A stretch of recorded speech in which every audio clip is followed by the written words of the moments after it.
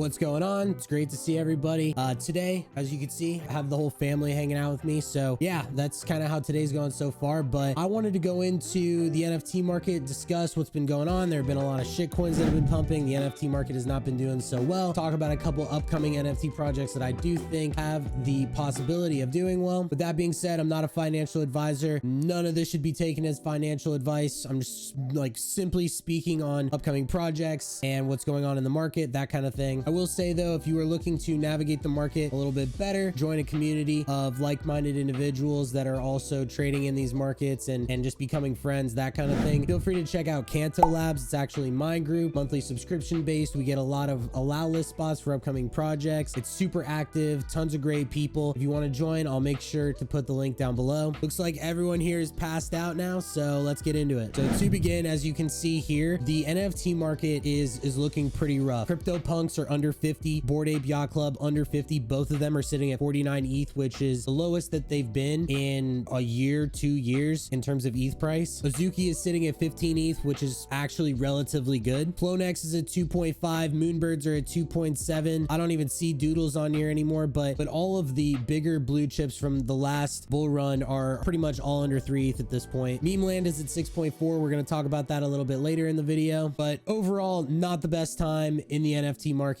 as you can tell. One of the reasons why this may be is because of the current shitcoin trend that's going on. Now, first of all, I do want to mention that I'm simply talking about these. Like, I've traded some of these coins. I'm out of them completely. Like, I'm not in any of these as of right now. Everybody is trading this Pepe coin, Wojak coin. I posted like in my Discord that I scalp traded a couple of these, but this is where like a lot of the volume is currently at. Like, I'm sure you've seen that right now, this coin, this Pepe coin, has a market cap of 128 million. I found it at about 8 million, so only like a 20x essentially from there. And had I held up until this point, I would have made a lot. But anyway, point being is this is where like the entire market is pretty much hanging out. This Pepe coin, like some of these others, and I will just be like open, just say be careful with this kind of stuff. Obviously crypto is super risky. Whenever I would like buy into any shit coins or anything like this, I would always like try to be pretty quick. This one ran like insanely hard, and I think that once again, like all of NFT Twitter, that kind of thing, they're all looking for the next coins and all that. Discussing that in my Discord, but just wanted to bring it up because I'm sure that you've already known, but this has been a big thing, and this is where a lot of people have been spending their time. One thing that I did want to mention and I think is good to note is about Captains. So Captains is currently sitting at a 6.4 floor, and I think a big reason as to that is because there's still a ton of speculation for the MemeCoin, which is the Memeland utility token. I am personally looking forward to this a ton. I don't think it's going to be dropping for a while, but I will say that this is going to be one of the bigger drops. I know that the Captains and maybe Potatoes, don't hold me on this, but they will also get an allocation for the token. So I think that's one of the reasons why the price is propped up. Not to mention that Memeland specifically, they still haven't revealed. So like, you know, the babies are like still the picture, and it's been like 3 months. And in any other NFT project, I think a lot of people would be pissed about that, but because it's Memeland and they can do like whatever they want, everything's totally fine. So right now they're sitting at 6.4. Tons of other YouTubers that I've seen, people on NFT Twitter, super bullish about this. Gonna keep an eye on it, of course, but I will say that this whole like shitcoin mania continues on for a couple months. We don't know if that'll be the case. It kind of just seems like this is the meta. I think that is something to keep an eye on, and obviously a lot of people have been paying attention to that. Yeah, that's definitely one to note. In another piece of news, Trump digital trading cards series 2 dropped the other day. These sold out. Trump raised $4.6 million on a series 2. Looks like they're currently sitting at 0.05. I did actually sweep a bunch of these at 0.05 yesterday. I'm still holding them, and I don't really know what I'm going to end up doing with it. I think chances are I'll probably wait until they hit like 0.1 or something. I have a couple of them listed right now, like 0.099, just because I felt like it would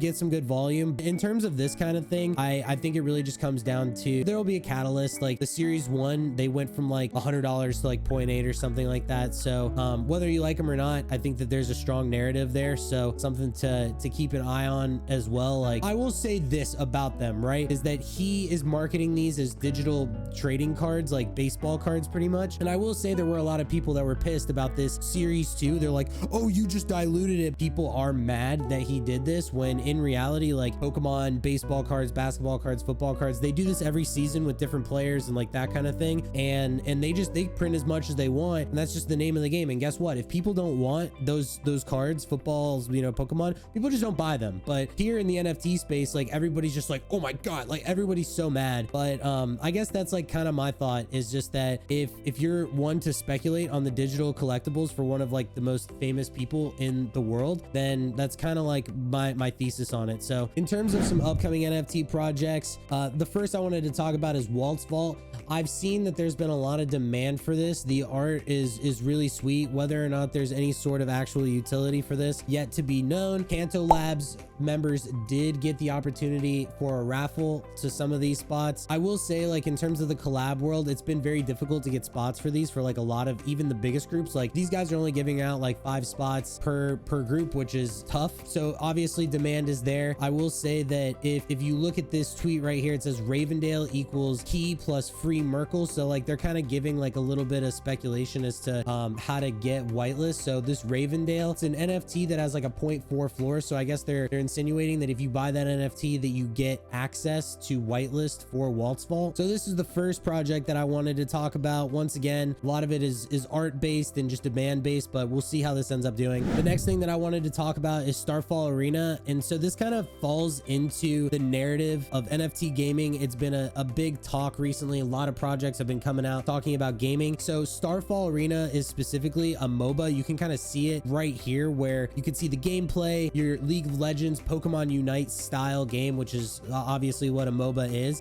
This art, it reminds me of a couple other projects that I've seen, but at the same time, it does look clean. I know that there's a lot of people that are talking about this and it looks like is gaining a ton of traction. There's a lot of demand. So this is another project that I'm looking at that I'm personally excited for. Next project is Symphony. So this is another game that falls under that NFT gaming category. So this is actually going to be essentially just like Guitar Hero.